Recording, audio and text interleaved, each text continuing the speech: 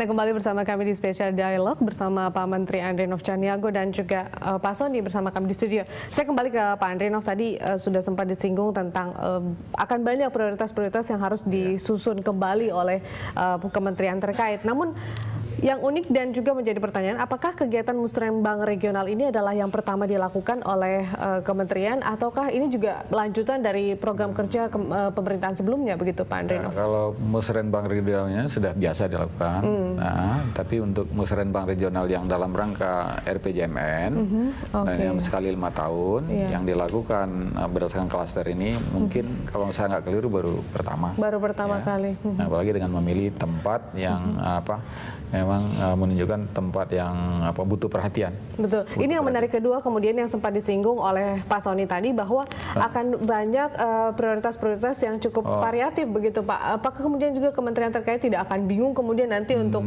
menyusunnya begitu, Pak Andrianov? Jadi prioritas ini tentu sudah diidentifikasi jauh-jauh hari ya. Tapi memang sebagian melalui proses politik dalam artian ya karena RPJMN itu berisi di samping turunan dari RPJP itu adalah visi, misi dan janji presiden yang sudah terpilih ketika beliau berkampanye ya. Itu memang undang-undang mengatakan begitu. Tetapi di samping itu Bappenas itu sudah menyiapkan rancangan teknokratik namanya yang betul-betul ya orientasinya akademik ya, kajian gitu. Nah itu sudah disiapkan bahkan kurang lebih 1 tahun. Inilah yang jadi bahan ya.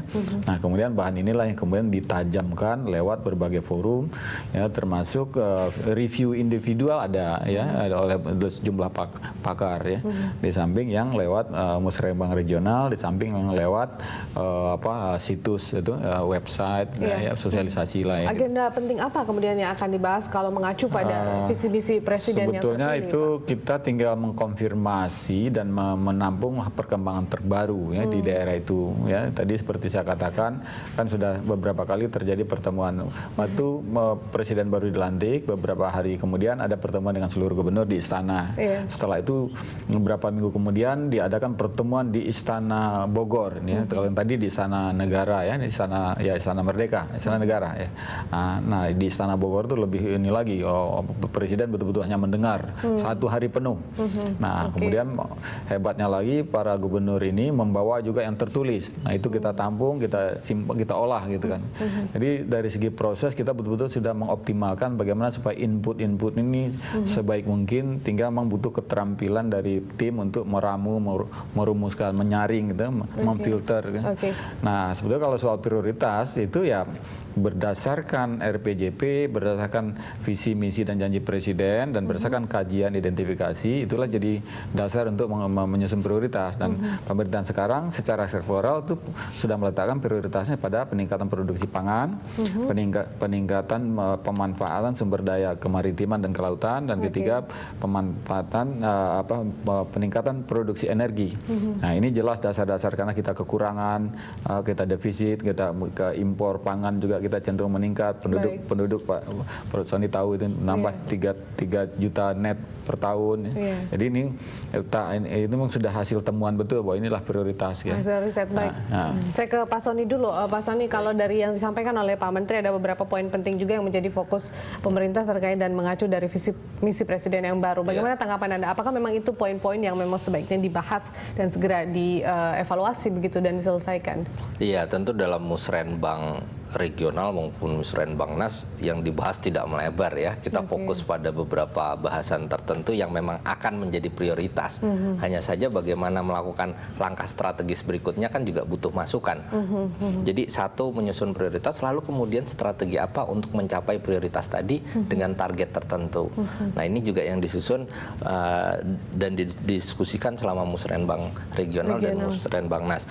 Dan kemudian betul tadi Pak Andrianov sudah jelaskan bahwa ini salah satu perwujudan selain dari RPJPN turunan ini juga menjadi perwujudan dari janji presiden, visi misi kampanye presiden dan wakil presiden selama kampanye kemarin. Jadi sudah jelas tadi kalau kita mau fokus ya pada masalah ketahanan dan kemandirian pangan, lalu kemudian kemaritiman dan energi. Memang orang akan bertanya di mana letaknya revolusi mental yang selama ini dibicarakan. Tentunya strategi-strategi yang dibangun itu harus mampu membangun mental masyarakat yang lebih baik. Salah satu yang ingin saya sampaikan juga, kebetulan langsung ke Pak Andrinov, adalah program perlindungan sosial. Program perlindungan sosial yang dirancang selama 5 tahun ke depan oleh pemerintahan Jokowi JK itu harus bisa membangun mental yang baik, harus melakukan revolusi yang baik. Nah, jadi program-program yang ada di pemerintahan, yang ada di dalam RPJMN itu diarahkan untuk merubah mental masyarakat yang selama ini perlu diperbaiki. Oke, artinya ada memang misi yang dibawa juga dalam semua program-program tersebut. Jelas, gitu. harus tercermin nanti di dalam Sesignifikan apa kemudian artinya mental masyarakat ini harus diubah, khususnya dalam pembahasan program dan juga realisasi program nantinya ke depan, Pak Sony? Ya, tentunya didesain, kan semua didesain supaya kita bisa menjadi bangsa yang tangguh.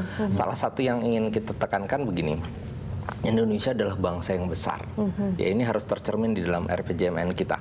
Bangsa yang besar itu bukan hanya besar secara ukuran ekonomi, bukan hanya besar secara ukuran penduduk, tapi memiliki superioritas. Jadi kita sekarang harus bicara tentang superioritas Indonesia di mata dunia. Berarti kita harus memenangkan persaingan, kita harus kuat, kita harus kompetitif. Berarti kita harus punya keunggulan kompetitif. Kalau tidak salah, tahapan ketiga di dalam RPJMN ini, kan RPJPN 2005 sampai 2025 ini adalah tahap ketiga. RPJMN 2015-2019 itu adalah meningkatkan keunggulan kompetitif. Kalau keunggulan kompetitif kita tingkatkan, berarti ada PR-PR penting yang harus dilakukan oleh pemerintah, dan itu harus tercermin betul di dalam RPJMN-nya. Oke, baik Pak Sony dan juga Pak Andrinov, kita akan lanjutkan di segmen berikutnya. Pemirsa, tetaplah bersama kami di Special Dialogue.